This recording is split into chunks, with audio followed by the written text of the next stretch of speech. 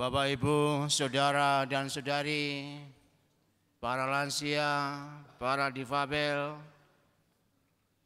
para penerima komuni yang pertama, selamat sore. Hari ini ada 3 hal penting yang patut kita renungkan. Maka jangan berharap selesai kalau belum sampai di angka 3. Yang pertama, pengorbanan diri. Saya yakin bahwa dari semua yang hadir di sini ada yang belum pernah naik ke Candi Borobudur. Kalaupun ada, paling cuma jalan-jalan, tidak meneliti dengan sebaik-baiknya.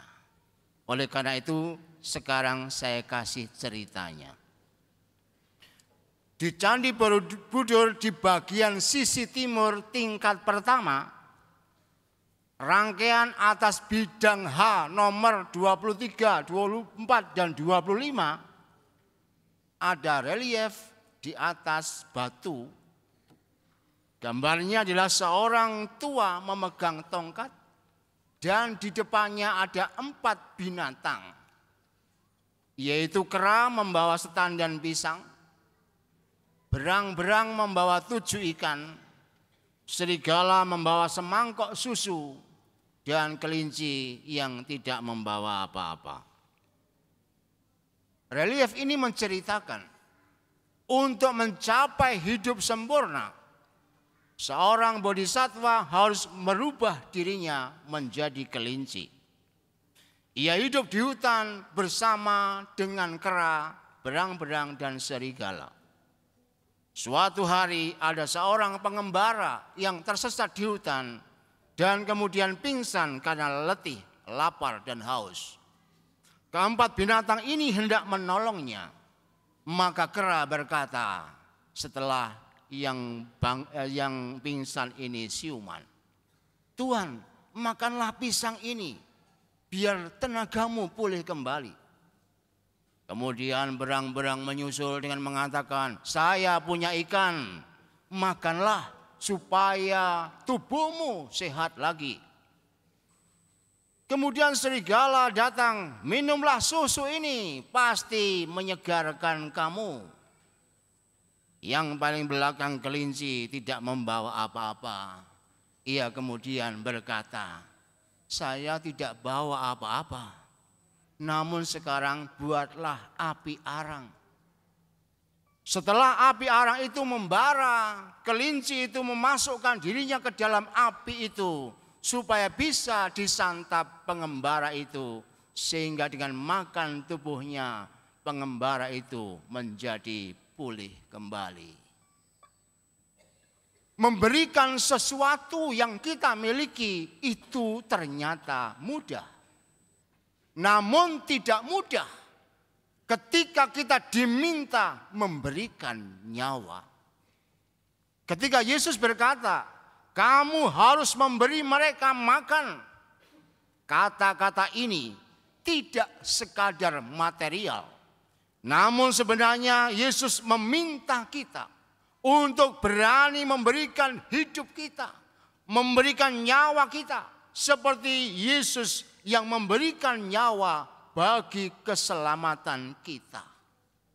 Hari ini kita diundang untuk hidup seperti Yesus. Kita masuk ke poin yang kedua, persaudaraan ilahi.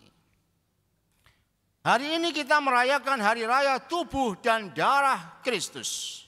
Kitab suci menceritakan mukjizat 5 roti dan 2 ikan untuk 5.000 orang laki-laki. Ditulisnya 5.000 orang laki-laki, berarti belum termasuk ibu-ibu dan belum termasuk anak-anak. Kisah pergandaan ini adalah analogi perjamuan Ekaristi. Yesus tidak hanya memberikan jaminan jasmani berupa rezeki, tetapi juga rohani, yakni hidup abadi. Untuk itu, melalui tubuh dan darah Kristus yang kita ambil dan terima dari meja perjamuan yang sama, Kita sebenarnya dijadikan sebagai satu saudara dan saudari, sedarah dan sedaging dengan Yesus sendiri. Melalui Ekaristi kita dibentuk oleh Tuhan sebagai satu keluarga Allah. Karenanya kita dipanggil untuk saling mengasihi sebagai saudara. Kasih itu baru unggul kalau kita selalu menginginkan keselamatan orang lain. Khususnya mereka yang hari ini baru menerima komuni yang pertama. Ini tidak sekadar roti biasa. Ini adalah tubuh dan darah Kristus yang kemudian menyatukan kita dengan Allah sebagai satu keluarga Allah. Berarti di satu sisi kalian membuat hidup keluarga kalian menjadi satu kesatuan dengan Allah. Dan itu berarti dengan demikian juga kita dipersatukan seluruhnya yang menerima baik yang lama maupun yang baru. Menjadi satu keluarga Allah. Saudara dan saudari, sedarah dan sedaging. Oleh karena itu siapapun yang menerima sakramen Ekaristi ini, dia mesti menginginkan keselamatan orang lain.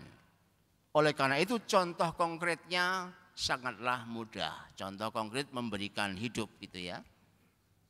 Ini kan zamannya pemilihan dewan paroki. Ada DPH, seksi, ketua lingkungan dan yang lainnya. Kalau Anda pernah menerima sakramen tubuh dan darah Kristus, berarti ketika diminta temannya atau diminta warganya, langsung mengatakan, siap, aku akan mengorbankan diriku. Jangan mengatakan, jangan aku kan masih muda. Enggak menuntut soal muda, soal tua. Jangan mengatakan, aku ini sudah tidak berdaya. Pokoknya kita mesti siap menjadikan hidup kita sebagai korban bagi orang lain. Kalau belum sampai ke titik itu sebenarnya kita hanya ibadat. Kita hanya merayakan Ekaristi ritual belaka, tetapi efektivitas ritual kita tidak menjangkau dunia yang nyata. Oleh karena itu hari ini kita diingatkan kembali, kita disatukan oleh Tuhan sebagai keluarga Allah, berarti kita mesti menjadikan hidup kita sebagai santapan bagi keselamatan sesama. Yang terakhir, ucapan syukur. Sebelum terjadi mukjizat, Yesus menengadah ke langit untuk mengucap syukur. Memberkati sebagai tanda semua datang akibat berkat Tuhan. Dan memecah-mecahkan agar semua mendapat bagiannya. Maka perayaan Ekaristi disebut sebagai ucapan syukur. Arti sesungguhnya Ekaristi adalah ucapan syukur. Hal ini berarti Yesus mengorbankan tubuh dan darahnya sebagai ucapan syukur kepada Bapa. Demi cintanya kepada Bapa dan kepada manusia, ia melakukan korban nyawa dengan tulus ikhlas tanpa terpaksa, bahkan disampaikan sebagai wujud syukur. Maka ini menjadi menarik untuk kita geluti bahwa mengucap syukur itu tidak hanya menyanyikan sebuah lagu syukur, tapi mengucap syukur itu berarti membagikan hidup kita yang telah diberi hidup oleh Tuhan. Lewat Ekaristi kita bersama Yesus bersyukur kepada Bapa. Kita bersyukur karena Bapa memberikan putranya untuk menebus kita. Bersyukur karena kita dijadikan keluarga Allah dalam satu kesatuan yang nyata. Bersyukur karena kita semua dalam seluruh perjuangan kita, hidup kita, suka dan duka, sedih dan gembira, indah dan buruk, tertawa maupun menangis, semuanya akan diganti oleh Tuhan dalam hidup abadi. Oleh karena itu, pada kesempatan yang istimewa ini, marilah kita memandang Tuhan Yesus yang rela memberikan nyawanya untuk tebusan dosa kita, untuk menyatukan kita semua. Semoga dengan memandang Tuhan yang begitu mencintai kita, kita semua lantas berani memberikan diri bagi kepentingan sesama. berani melihat orang lain sebagai saudara, dan berani bersyukur atas semua yang kita alami apapun itu. Semoga peristiwa ini benar-benar peristiwa yang menyentuh hati kita, karena ternyata Tuhan telah sedemikian rupa menjadikan kita keluarganya. Tuhan memberkati.